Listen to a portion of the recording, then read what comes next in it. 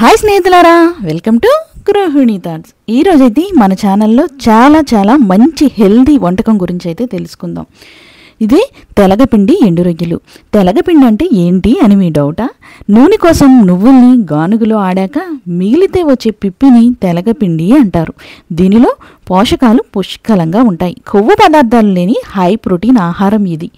పీచు, calcium, magnesium, iron వంటివి ఇందులో దొరుకుతాయి. అయితే ఇది ఎలా చేసుకోవాలో ఇప్పుడు చూసేద్దాం. మనం ఒక గ్లాసు తెలగపిండికి 2 గ్లాసుల నీళ్లు తీసుకొని దానిలో ఉప్పు, కారం, పసుపు, ఇంకా ఉల్లిపాయ, పచ్చిమిర్చి వేసి బాగా మరిగించుకోవాలి. పైకి కిందకి ఎసరలాగా మరిగేంత వరకు మరిగించుకోవాలి. ఇదిగోండి, తెలగపిండి అంటే ఇదే. చూసేందుకు కొంచెం మెత్తగా, కొంచెం బరకగా ఉంటుంది. టేస్ట్ అయితే చాలా బాగుంటుందన్నమాట. ఇది మనకి గానుగుల దగ్గర, నూనె అమ్మే దగ్గర అయితే ఆ షాపులో ఈజీగా దొరుకుతుంది. ఇప్పుడు నీళ్లు పైకి కిందకి మరుగుతున్నప్పుడు మనం తీసుకున్న తెలగపిండిని అయితే దీంట్లో కొంచెం యాడ్ చేస్తూ గరిటెతో కలుపుకుంటూ మనం మొత్తం మిక్స్ చేస్తూ ఉడికించుకోవాలి. ఇది మనకి ఉడికిన తర్వాత చూసేందుకు ఎగ్ పుల్టలాగా అనిపిస్తుంది అనమాట. టేస్ట్ అయితే మాత్రం దానికి మించి డబల్ ఉంటుంది. హెల్త్కి కూడా చాలా మంచిది. ఇప్పుడు మనం ఇది మిక్స్ చేసుకున్న తర్వాత ఇది ఒకసారి ఉప్పు సరిపోయిందో లేదో చూసుకొని ఉప్పునైతే సరి చేసుకోండి. చాలకపోతే కొంచెం అనేది యాడ్ చేసుకోండి ఈ టైంలో. ఇంకా ఇది చూసారు కదా, ఇప్పుడు ఒక ఎగ్ పుల్టలాగా తయారైంది కదా. ఇప్పుడు ఇది మొత్తం వాటర్ అంతా ఎగిరిపోయి చాలా పొడి ఆడుతూ వచ్చేంత వరకు స్టవ్ని సిమ్లో పెట్టి ఉడికించుకోవాలి. చూసారు కదా, ఇంతవరకు ఉడికించుకోవాలి. మన గరిటెతో ఇలాగంటే అది అలాగ సపరేట్గా ఉండాలన్నమాట, గరిటెకి అంటుకోకుండా.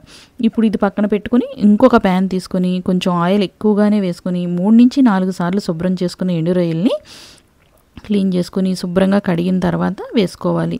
ఇవి లైట్ గోల్డెన్ బ్రౌన్ కలర్లోకి వచ్చిన తర్వాత ఈ ఉడికించిన తెలగపిండిలో యాడ్ చేసేసుకోవాలి ఈ ఎండు రొయ్యల్ని.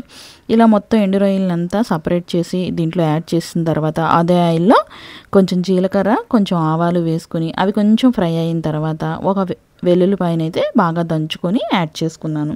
దీంట్లో వెల్లుల్లి ఫ్లేవర్ అనేది చాలా బాగుంటుంది. వెల్లుల్లి కొంచెం ఫ్రై అయిన తర్వాత కరివేపాకు, ఎండుమిర్చిని కూడా యాడ్ చేసి అవి కూడా బాగా ఫ్రై అవ్వనివ్వాలి. ఈ తాలింపు అనేది మనకి కూరకి మరింత టేస్ట్ని అయితే యాడ్ చేస్తుంది. ఇలాగా తాలింపు బాగా ఫ్రై చేసుకున్న తర్వాత మనం ముందుగానే ఉడికించి పెట్టుకున్న ఈ తెలగపిండి ఎండు రొయ్యల్ని దీంట్లో అయితే యాడ్ చేసేసుకోవాలి.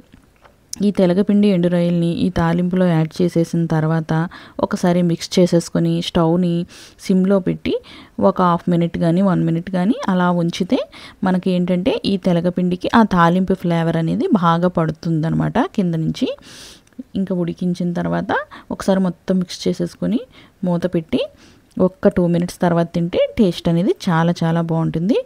దీంతో రసం పెట్టుకొని తింటే టేస్ట్ అనేది చాలా బాగుంటుంది. చారుతో మంచి కాంబినేషన్ అనమాట ఇది.